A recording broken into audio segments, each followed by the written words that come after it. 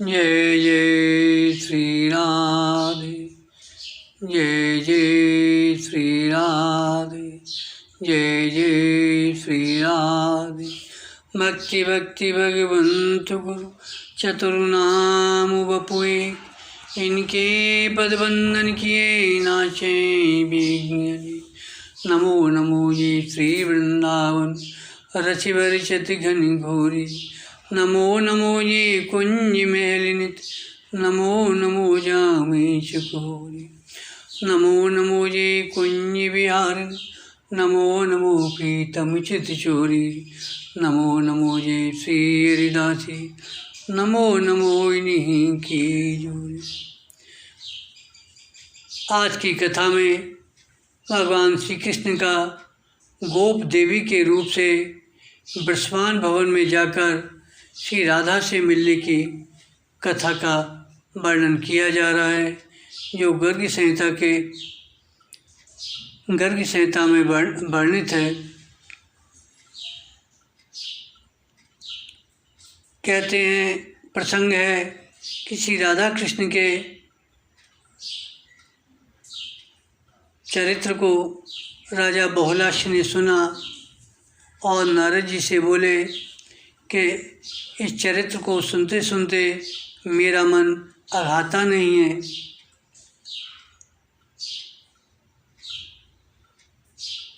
ब्रह्मन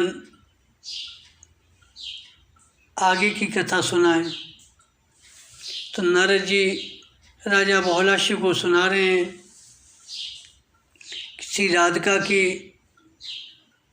तुलसी सेवा के निमित्त की गई तपस्या को जानकर उनकी प्रीति की परीक्षा लेने के लिए एक दिन भगवान श्री कृष्ण बरसाने गए।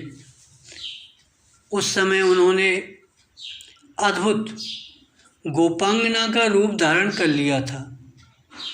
चलते समय उनके पैरों से नूपुरों की मधुर झनकार हो रही थी। कटी की करधनी में लगी हुई क्षुद्र घंटिकाओं की भी मधुर खनखनाट सुनाई पड़ती थी। उंगलियों में मुद्रिकाओं की अपूर्व शोभा थी। कलाइयों में रत्न जटित कंगन, बाहों में बाजूबंद तथा कंठ एवं वक्षस्थल में मोतियों के हार शोभा दे रहे। बेणी रचना में अपूर्व कुशलता का परिचय मिलता था। नासिका में मोती की बुला खिल रही थी। शरीर की दिव्य आभा स्निग्ध अलकों के समान ही श्याम थी। ऐसा रूप धारण करके श्री हरि ने वृषभानु के मंदिर को देखा। खाई और परकोटों से युक्त वह वृषभान भवन चार दरवाज़ों से सुशोभित था तथा प्रत्येक द्वार पर काजल वर्ण के समान वाले गजराज झूमते थे, जिससे उस राजभवन की मनोहरता बढ़ गई थी।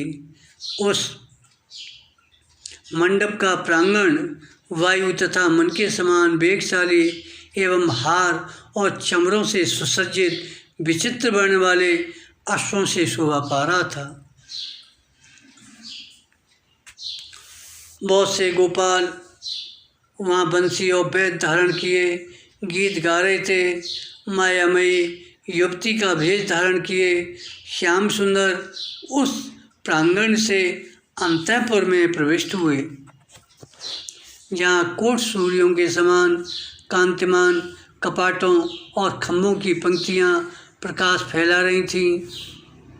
वहाँ के रत्नमंडित आंगन में बहुत सी रत्न स्वरूपा ललनाएँ सुशोभित थीं।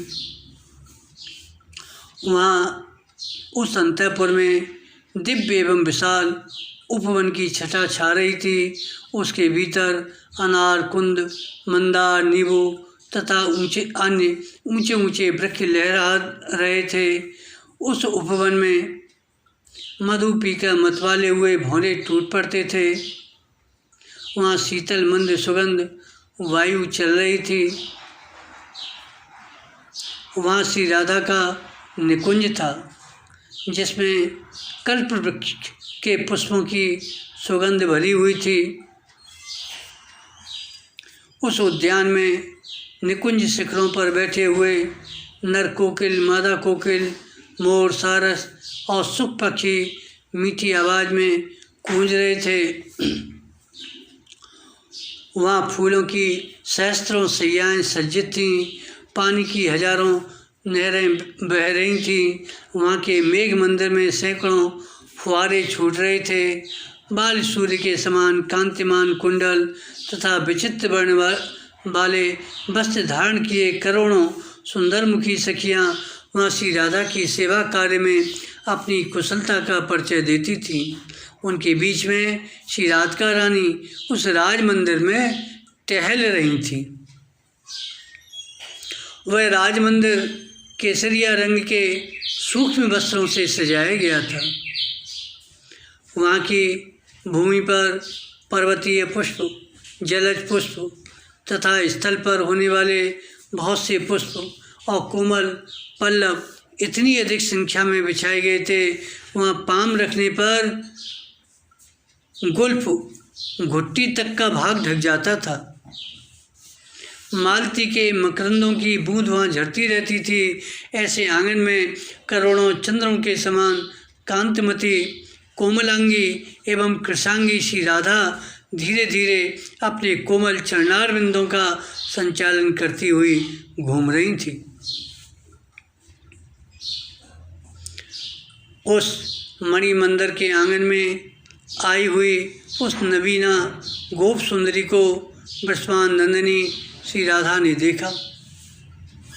उसके तेज से वहाँ की समस्त ललिनाएँ आश्चर्यचकित हो गईं, जैसे चंद्रमा के उदय होने से ताराओं की कांति फीकी पड़ जाती है। उसके उत्तम एवं महान गौरव का अनुभव करके श्री राधा ने अगवानी की और गोपी बनी भगवान श्री कृष्ण को दोनों बाहों से उनका गाढ़ आलिंगन करके उसे दिव्य सिंहासन पर बिठाया। उन्हें दिव्य सिंहासन पर बिठाया। फिर लोक रीति के अनुसार जल आदि उपचार अर्पित करके उसका सुंदर पूजन आरंभ किया। अब राधा रानी बोली, अरे सखी, तुम्हारा स्वागत है। मुझे शीघ्र ही अपना नाम बताओ। तुम स्वतः आज यहाँ आ गई, यह मेरे लिए महान सौभाग्य की बात है। इस भूतल पर तुम्हारे समान दिव्य रूप का कहीं दर्शन नहीं होता। जहाँ तुम जैसी सुंदरी निवास करती हैं, वह नगर निश्चय ही धन्य है। देवी, अपने आगमन का कारण विस्तार पूर्वक बनाओ। मेरे योग्य जो कार्य हो वह तुम्हें अवश्य कहना चाहिए। तुम अपनी बांकी चितवन, सुंदर दीप्ति, मधुर वाणी, मनोहर मुस्कान, चाल ढाल और आकृति से इस समय मुझे श्रीपति के समान दिखाई देती हो। तुम प्रतिदिन मुझसे मिलने के लिए आ जाया करो। यदि न आ सको तो मुझे ही अपने निवास स्थान का संकेत प्रदान करो। जिस विधि से हमारा तुम्हारे साथ मिलना संभव हो, वह विधि तुम्हें सदा उपयोग में लानी चाहिए। हे सखी, तुम्हारे यह शरीर मुझे बहुत प्यारा लगता है, क्योंकि मेरे प्रीतम श्री ब्रजराज नंदन की आकृति तुम्हारी ही जैसी है, जिन्होंने मेरे मन को हर लिया है। अतः तुम मेरे पास रहो। जैसे भौजाई अपनी नंद को प्यार करती है, उसी प्रकार मैं तुम्हारा आदर करूँगी। अब तो यह सुनकर माया से युक्ति का भेष धारण करने वाले भगवान श्री कृष्ण ने कमल नयनी राधा से इस प्रकार कहा। भगवान बोले, रंभोरु नंदनगर गोकुल में नंद भवन से उत्तर दिशा में मेरा निवास है। मेरा नाम गोप देवी है। मैंने ललिता के मुख से तुम्हारे रूप, माधुरी और गुण माधुरी का वर्णन सुना। अतः हे चंचल लोचनों वाली सुंदरी, मैं तुम्हें देखने के लिए यहाँ तुम्हारे घर पर चली आई हूँ। कमल लोचने जहाँ ललित लवंग लता की सुस्पष्ट सुगंध छा रही है, जहाँ के गुंजा निकुंज में मधुपों की मधुर ध्वनि से युक्त कंज पुष्प खिल रहे हैं, वह श्रुति पथ में आया हुआ तुम्हारा नित्य नूतन दिव्य नगर आज अपनी आँखों से देख लिया। इसके समान सुंदर तो देवराज इंद्र की पुरी अमरावती भी नहीं होगी। इस प्रकार दोनों प्रिया प्रीतम का मिलन हुआ। वे परस्पर प्रीति का परिचय देते हुए वहाँ उपवन में शोभा पाने लगे। फूलों की गेंद के खेल खेलते हुए वे दोनों हंसते और गीत गाते थे। वन के वृक्षों को देखते हुए वे इधर उधर विचरने लगे। कला कौशल से संपन्न कमल लोचना राधा को संबोधित करके गोप देवी ने अब मधुर वाणी से कहा। गोप देवी के रूप में भगवान बोले, ब्रजेश्वरी, नंद नगर यहाँ से दूर है और अब संध्या हो गई है, अतः मैं जाती हूँ। कल प्रातःकाल तुम्हारे पास आऊँगी, इसमें संशय नहीं है।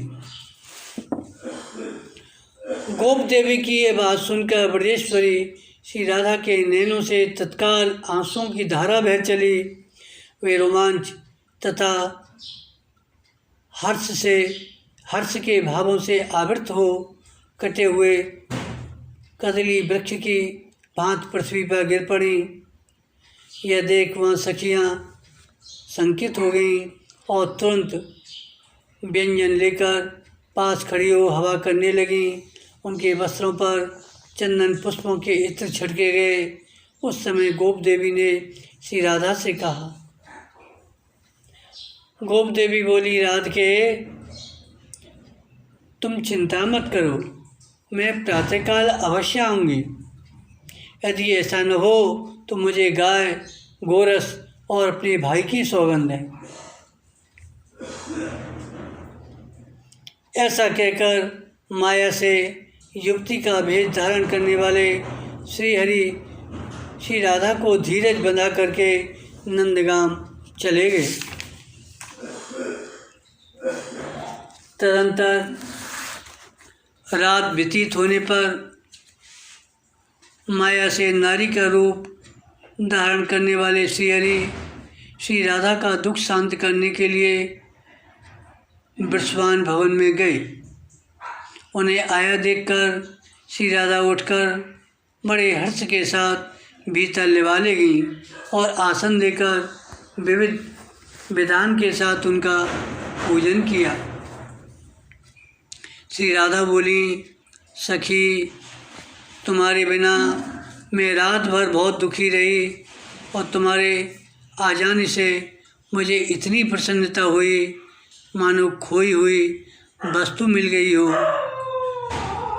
जैसे कुपथ्य सेवन से पहले तो सुख मालूम होता है किंतु पीछे दुख भोगना पड़ता है, इसी तरह सत्संग से भी पहले सुख होता है और पीछे वियोग का दुख उठाना पड़ता है। श्री राधा की यह बात सुनकर गोप देवी अनमनी सी हो गई। वे श्री राधा से कुछ भी नहीं बोली और चुपचाप बैठी रहीं। गोप देवी को खिन्न जानकर श्री राधिका ने सखियों के साथ विचार करके इस प्रकार कहा, अरे गोप देवी, तुम अनमनी क्यों हो गई? कल्याणी, मुझे इसका कारण बताओ। माता, पति, नंद अथवा सास ने कुपित होकर तुम्हें फटकारा तो नहीं है? मनोहरे किसी सौत के दोष से या अपने पति के वियोग से अथवा अन्यत्र चित्त लग जाने से तो तुम्हारा मन खिन्न नहीं हुआ है? क्या कारण है? महाभागे रास्ता चलने की थकावट से या शरीर में कोई रोग हो जाने से तो तुम्हें खेद नहीं हुआ है? अपने दुख का कारण शीघ्र बताओ। रंबोरू किसी कृष्ण भक्त या ब्राह्मण को छोड़कर दूसरे जिस किसी ने भी तुमसे कोई कुत्सित बात कह दी हो तो मैं उसकी चिकित्सा करूँगी, उसे दंड दूंगी। यदि तुम्हारी इच्छा हो तो हाथी, घोड़े आदि वाहन, नाना प्रकार के रत्न, वस्त्र, धन और विचित्र भवन मुझसे ग्रहण करो। धन देकर शरीर की रक्षा करें।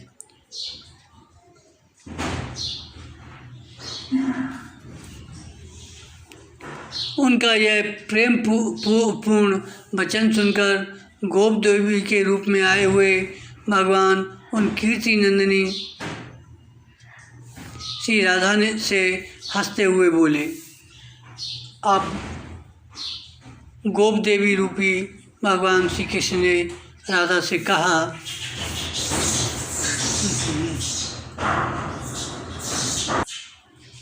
राधे, बरसाना के पास घाटियों में जो मनोहर सांकरी गली है, उसी से होकर मैं स्वयं दही बेचने जा रही थी। इतने में नंद जी के नव तरुण कुमार श्याम सुंदर ने मुझे मार्ग में रोक लिया। उनके हाथ में बंसी और बेंत की छड़ी थी। उन रसिक शेखर ने लाज को तिलांजलि दे तुरंत मेरा हाथ पकड़ लिया और ज़ोर ज़ोर से हंसते हुए उस एकांत वन में वे इस प्रकार कहने लगे, सुंदरी, मैं कर लेने वाला हूँ, अतः तू मुझे कर के रूप में दही का दान दे।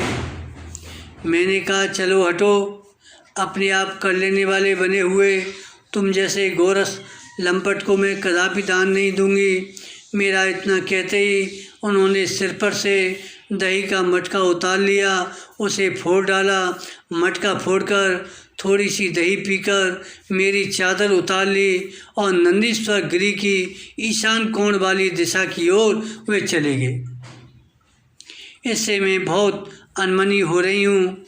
जात का ग्वाला, काला कलूटा, न धनवान, न वीर, न सुशील और न स्वरूप सुशीले ऐसे पुरुष के प्रति तुमने प्रेम किया, यह ठीक नहीं है।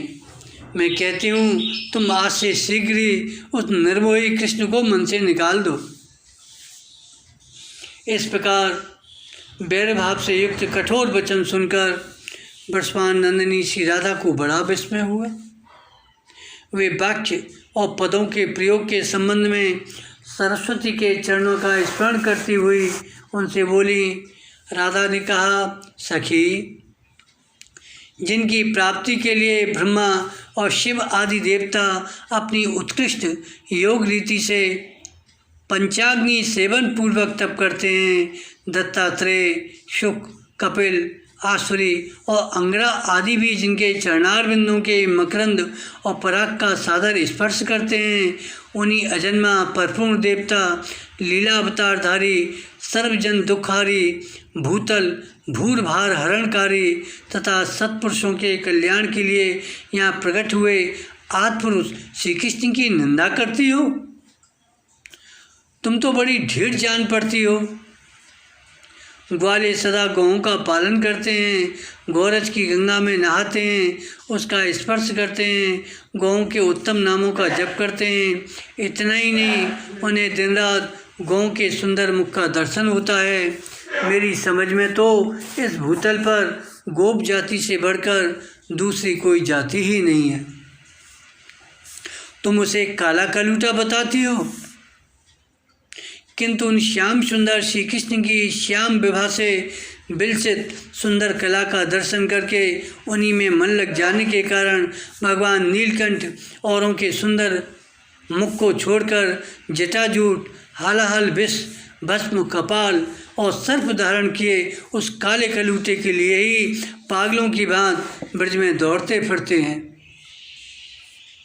स्वर्गलोक, सिद्ध, मुनि, यक्ष और मरुदगणों के पालक तथा समस्त नरों, किन्नरों और नागों के स्वामी भी निरंतर भक्तिभाव से जिनके चरणार बिंदों में प्रणपात करके उत्कृष्ट लक्ष्मी एवं ऐश्वर्य को पाकर निश्चय ही उन्हें बलि समर्पित करते हैं, उनको तुम निर्धन कहती हो। वत्सासुर, अघासुर, कालियानाग, बकासुर, यमलार्जुन, वृक्ष, तृणावर्त, सक्टासुर, पूतना आदि का वध संभवतः तुम्हारी दृष्टि में उनकी वीरता का परिचायक नहीं है। मेरा भी ऐसा ही मत है। उन मुरारी के लिए क्या यश देने वाला हो सकता है, जो कोट कोट ब्रह्मांड समूह के एकमात्र सृष्टा और संहारक हैं। उन पुरुषोत्तम के लिए भक्ति से बढ़कर कोई प्रिय हो ऐसा ज्ञात नहीं होता। शंकर, ब्रह्मा, लक्ष्मी तथा रोहिणी नंदन बलराम जी भी उनके लिए भक्तों से अधिक प्रिय नहीं हैं।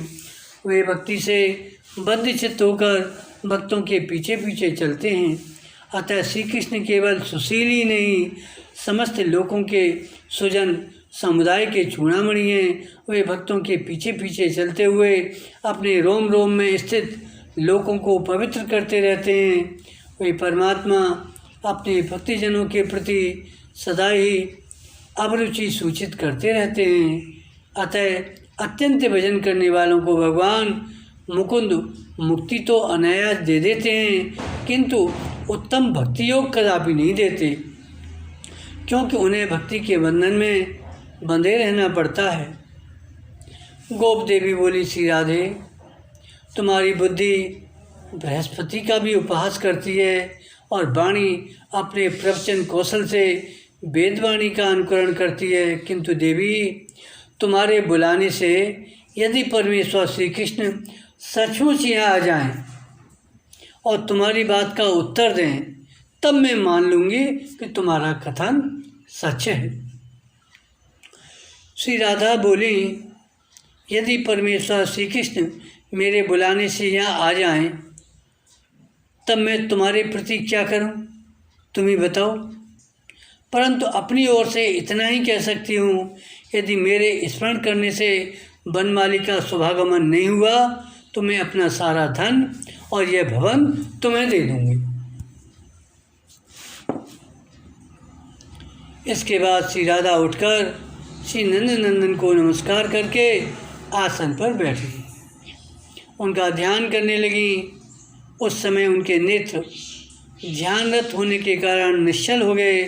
श्री हरि ने देखा, प्रीतम श्री राधा मेरे दर्शन के लिए उत्कंठित हैं, इनके अंग अंग में पसीना हो आया है और मुख पर आंसुओं की धारा बह चली है। यह देख अपना गोपी रूप छोड़कर पुरुष रूप धारण करके भक्तवत्सल श्री कृष्ण सखियों के देखते देखते सहसा हुआ प्रकट हो गई और प्रसन्न चित्त हो घनगर्जन के समान गंभीर वाणी में श्री राधा से बोले, रंभोरु चंद्रवदने वृष सुंदरी शिरोमणे नूतन यौवन शालिनी मानशीले प्रिय राधे, तुमने अपनी मधुर वाणी से मुझे बुलाया है, इसलिए मैं तुरंत यहाँ आ गया हूँ। अब आँख खोलकर मुझे देखो। ललने प्रीतम कृष्ण आओ, यह वाक्य यहाँ से प्रकट हुआ। उसी क्षण अपने गोकुल और गोप वृंद को छोड़कर बंसीवट और यमुना के वेग से वेगपूर्वक दौड़ता हुआ तुम्हारी प्रसन्नता के लिए यहाँ आया हूँ। मेरे आते ही कोई सखी रूप धारणी यक्षी आसुरी देवांगना, जो कोई भी मायाविनी तुम्हें छलने के लिए आई थी, वो यहाँ से भाग गई। अतः तुम्हें ऐसी नागिन पर विश्वास नहीं करना चाहिए। तदंतर श्री राधा श्री हरि को देखकर उनके चरण कमलों में प्रणत होकर परमानंद में निमग्न हो गई। उनका मनोरथ तत्काल पूर्ण हो गया। श्री कृष्णचंद्र के ऐसे अद्भुत चरित्रों का जो भक्तिभाव से श्रवण करता है वह मनुष्य कृतार्थ हो जाता है। जय जय श्री राधे, जय जय श्री राधे, जय जय श्री राधे।